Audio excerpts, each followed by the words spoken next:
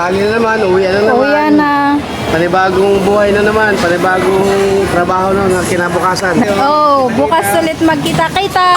Let's get out!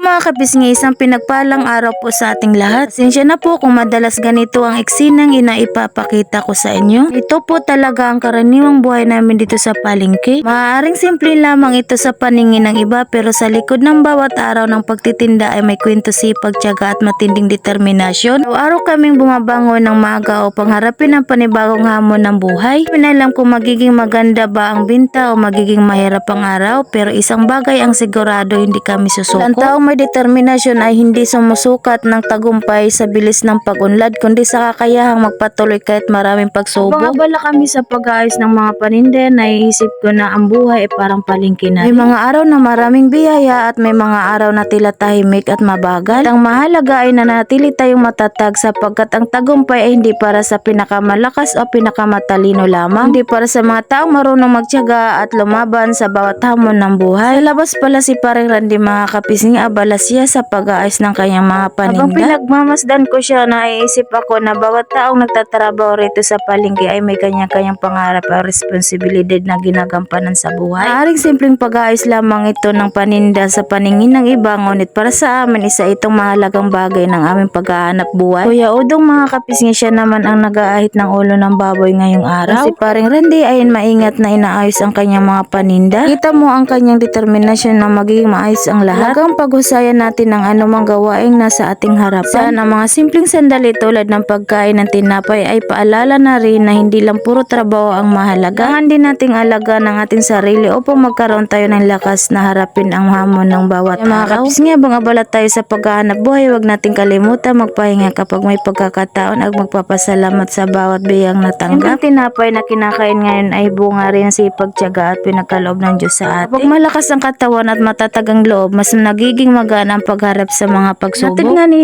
Paring RJ, mga kapisngi, ang mga naka-stack na yung paninda mula sa bodega. Dating nito sa pwesto, agad naman itong inayos ni Paring Randy upang maging maayos at handa para sa mga mamimili. Kita rito ang magandang pagtutulungan ng bawat isa, dahil habang may naghahatid ng paninda, mayroon namang mag-aayos ng at handa nito. Ito ang buhay sa palengke, mga kapisngi. Bawat tao ay may kanya-kanyang tungkulin, ngunit magkaugnay ang kanilang ginagawa. Walang maghahatid ng paninda, walang mag-aayos. Kung walang mag-aayos, magiging magulo ang pwesto. Mahalaga ang pagtutulungan at pagkakaisa upang maging maayos ang takbo ng trabaho. Kami rito sa harap, mga kapisngi, ng mga mamimili. Ngayon ay tahimik pa ang paligid at hindi pa gaanong marami ang dumadaan na tao. Ito si Paring Edmar, mga kapisngi. Bumili siya ngayon dito ng mga pang-ihaw-ihaw para sa kanyang negosyo. Salamat, Paring Edmar, sa patuloy na pagsuporta at pagtangkilik sa aming mga paninda. At sa iyo, Paring Edmar, sana ay maging mabenta ang iyong negosyo at lalo pang dumami ang iyong mga suki. Pagpalain ka ng Panginoon ng magandang kalusugan, masaganang kabuhayan at ligtas na mamumuhay araw-araw. Makatuwang makita mga taong nagsisikap at naghahanap buhay ng marangal. Paring Edmar, maraming Pilipino ang araw-araw na lumalaban sa buhay upang matustusan ang pangangailangan ng kanilang pamilya. Di man madali ang pagninegosyo, basta magsipag, tiyaga at tiwala sa Diyos, may pag-asa tayong umunlad. Sisimula na kami rito, mga kapisngi, na magtanggal ng kuko sa mga paa ng manok. Ito sa mga karaniwang gawain namin araw-araw upang maihanda ng maayos ang mga paninda para sa mga mamimili. Kahit matrabaho at nangangailangan ng tiyaga, ginagawa pa rin namin ito ng maingat dahil bagay ito ng aming paghahanap buhay. Kung abala kami sa trabaho, unti-unti ring may mga customer na dumadating at bumibili. At paunti-unti lamang ang binta, malaking bagay na rin ito para sa amin. Bawat customer na tumangkilik ay isang biyaya at nadagdag ng pag-asa maging maganda ang takbo ng araw. Ito talaga sa pagtitinda, mga kapisngi, hindi pa laging dagsa ang mamimili, pero natutunan namin maging matyaga at positibo sa buhay. Mahalaga ay mga taong dumarating at sumusuporta sa aming kabuhayan. Patuloy ang aming mga trabaho at pag-asikaso sa mga customer, dala namin ang paniniwala na sipag at tiyaga ay may magandang bunga. Agad makikita ang resulta, ang bawat oras na pagsisikap ay hakbang patungo sa mas maayos na kinabukasan. Linis na kami ngayon, mga kapisngi, dito sa aming pwesto upang maging maayos at malinis ang paligid habang kami nagtitinda. Hanggang kalinisan na anumang hanap buhay, lalo na sa palengke kung saan ay may maraming mamimiling dumaraan dumadaan at bumibili. Kapag malinis ang pwesto, mas magaan kumilos, mas maayos tingnan at mas komportable ang mga customer mamimili. Haling simpleng gawain lamang ito, ngunit malaking bahagi ito na naging responsible sa ating trabaho. Sige, may magandang aral tayong makukuha rito. Ng paglilinis ng ating pwesto, mahalaga rin na linisin natin ang ating isip, negatibong pag-iisip at punuin na ito ng pag-asa at determinasyon. Na si Boss Regan ang nag-deliver ng aming mga paninda, kinuha na rin niya ang bayad para sa mga produktong na i-deliver dito sa aming pwesto. At kay Boss Regan, maraming salamat sa maayos at magandang deliver ng mga paninda. Pagpalain pa ang iyong trabaho, bigyan ka ng mabuting kalusugan at maging ligtas ka sa bawat biyahe ng iyong ginagawa. Kasi sa likod ng bawat panindang nakikita natin sa palengke ay may maraming taong nagtutulungan. Isko na rito ang lumang karton mga kapisngi at papalitan natin ito ng bagong karton. Talaga ng aming araw-araw na gawain ng pag-aayos at pagpapanatiling malinis ang aming pwesto. Luma na o marumi na ang karton, mas mabuting palitan ito upang maging maayos tingnan at may komportable kaming kumikilos habang nagtitinda. Haring simpleng pagpapalit lamang ito ng karton, ngunit ipinapakita nito ang kahalagahan ng pagiging masinop at maayos sa trabaho. Malit na bagay ng ating inaasikaso araw-araw ay nakakatulong upang maging maayos ang ating hanap buhay at mas magandang impresyon ng ating pwesto sa mga mamimili. Kapisngi, sa buhay ay may mga bagay din na kailangan nating palitan at iwan, tulad ng mga negatibong karanasan at mga bagay na humahadlang sa ating pag-unlad. Ng lumang karton na pinapalitan ng bago, kailangan din natin magkaroon ng panibagong pag-asa, panibagong lakas at panibagong determinasyon upang magpatuloy sa ating mga pangarap. Tapos kung alisin ang lumang karton mga kapisngi, pinapalit ko na ang bagong karton upang maging mas maayos at malinis ang aming pwesto. Kung ginagawa ko ito, napapaisip ako sa trabaho, hindi lang basta pagtitinda ang mahalaga. Kailangan din natin tiyakin na maayos ang ating paligid dahil malaking bagay na ito sa araw-araw na paghahanap buhay. Ay naayos ang bagong karton, patuloy pa rin ang galaw sa paligid. Iba kung mga kasama na abala sa kanilang gawain. Guys ng paninda, may naglilinis, may tumatanggap na customer at may naghahanda ng mga panindang ilalabas para sa sunod na mga mamimili. Magkaiba ang aming ginagawa, ay isa ang aming layunin ang maging maayos ang trabaho at makapaghanap buhay ng marangal. At araw na lumilipas, marami akong natutunan dito sa palengke. Tunan ko na ang tagumpay hindi agad-agad dumarating. Kailangan itong paghirapan, pagtiyagaan at paglalaanan ng oras. Simpleng pagpapalit ng karton, maaaring maliit itong bagay sa paningin ng iba, ngunit kapag pinagsama-sama ang lahat na malit na gawa ay naging malaking bahagi ito ng maayos na operasyon ng aming paghahanap buhay. May mga pagkakataon ding mahina ang binta at kaunti lamang ang mamimili. Halip na mawala ng pag-asa, patuloy lang kaming gumagawa ng paraan upang maging produktibo. Ayos ang pwesto, nililinis ang paligid at sinisiguradong handa ang lahat sakaling dumarami ang mga customer. Niniwala kami na ang tao masipag at magtiyaga ay hindi natatakot sa mabagal na simula. Halaga ay patuloy siyang kumikilos at hindi sumusuko sa buhay. Kasi ang buhay ay hindi palaging madali. Mga araw na puno ng biyaya at may mga araw ding tila tahimik at mabigat. Bawat pagsubok na ating nalalampasan, lalo tayong tumitibay. Sa bawat sakripisyong ginagawa natin, may katumbas na aral at karanasan na hindi kayang bilhin ng pera. Kaya habang patuloy naming inaayos ang aming pwesto at tinahanda ang mga paninda, dala namin ang pag-asa na maging maayos ang araw na ito. Huli, sapat nang malaman na maging masipag tayo at naging tapat sa ating trabaho. Lumapit na customer mga kapisngi at nagtatanong kung magkano ang presyo ng aming paninda. Pinapaliwanag naman namin ng maayos ang halaga at sinagot ang kanyang mga tanong, ngunit pagkatapos magtanong, umalis din siya at hindi na bumili. Ganito talaga sa pagtitinda mga kapisngi, hindi lahat na nagtatanong ay agad na bumibili. Iba na nagtatanong para magkumpara ng presyo, may nag-iisip pa ng kanilang budget. Kundi nagtingin-tingin lamang kahit gaano mahalaga pa rin ang maayos at magalang nating sagot ang bawat customer dahil bahagi iyon ng magandang pakikitungo sa ating kapwa. Sa bawat negosyo, kailangan din ng mahabang pasensya. Hindi dapat tayo panghinaan ng loob kapag may nagtatanong pero hindi bumibili. Bawat taong lumalapit sa ating pwesto ay pagkakataon pa rin upang makilala ang ating paninda. Kaya hindi man siya bumili ngayon, maaari naman siyang bumalik sa ibang araw o kaya may magre-rekomenda siyang ibang customer. Kapisngi, ang buhay ay parang pagtitinda rin. Hindi lahat ng ating pagsisikap ay agad na nagbubunga ng resulta. May mga pagkakataong naghihintay tayo ng matagal bago makita ang bunga ng ating pagod. Ang mahalaga, hindi tayo nawawala ng tiyaga, patuloy tayong gumagawa ng mabuti sa ating trabaho. Sa mundong puno ng iba't ibang pagsubok, hindi madaling manatiling mabuti sa kapwa. May mga pagkakataon tayo na napapagod, nadidismaya o nasasaktan. Ngunit sa kabila ng lahat ng iyon, piliin na pa rin natin maging mabuting tao. Ang mabuting ginagawa natin ay mga binhing itinatanim. Maaaring hindi agad makikita ang bunga, ngunit darating ang panahon na ito ay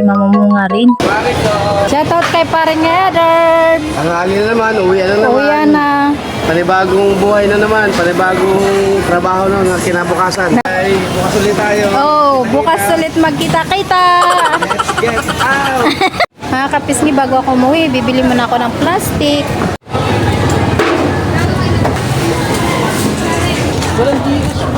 Wow!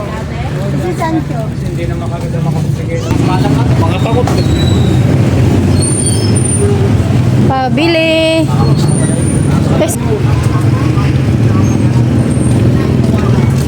Din!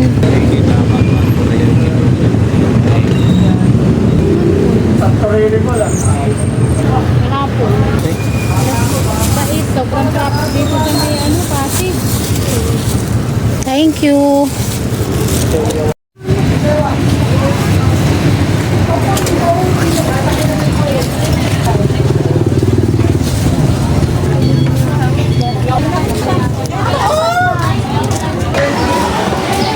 Maraming salamat po Panginoon sa araw na ito. Salamat po sa buhay na iyong pinagkaloob, sa lakas ng katawan at sa pagkakataon makapagtrabaho ng marangal. Salamat din po sa bawat biyaya, maliit man o malaki, at sa bawat pagsubok na nagtuturo sa amin na maging mas matatag at mas magpatiwala sa iyo. Hindi man perpekto ang bawat araw, alam namin sapat ang iyong pagmamahal at pag-aaruga upang kami ay magpatuloy. Kapag kami ay napapagod, ikaw ang aming lakas. Kapag kami ay nangihina, ikaw ang aming pag-asa. Kapag kami ay nagtatagumpay, alam namin ang lahat ng ito ay dahil sa iyong biyaya. Tuloy mo po kaming gabayan, protektahan at pagpapalain. Panginoon, patawad po sa mga pagkakamali naming nagawa, sa mga salitang hindi namin sinasadyang magkasakit. Sa mga pagkakataon nagkulang kami bilang iyong mga anak. Tawad po kung minsan ay mas pinairal namin ang aming kahinaan kaysa sa paggawa ng tama. Mo po kaming matuto sa aming mga pagkakamali at bigyan ng lakas ng loob upang matuwid ang mga bagay na aming nagawa. Linisin mo po ang aming puso at isip upang mas lalo namin magpapalapit ang aming buhay sa iyo. At po sa inyong walang sawang pagmamahal, pag-uunawa at pagpapatawad. At na ito'y tinataas namin sa pangalan namin Panginoong Hesukristo, namin tagapagligtas. Dito na muna mga kapisngi ang kwento sa araw na ito. Salamat sa iyo mga kapisngi vlog. Ingat po kayo lahat. God bless you all. Bye bye.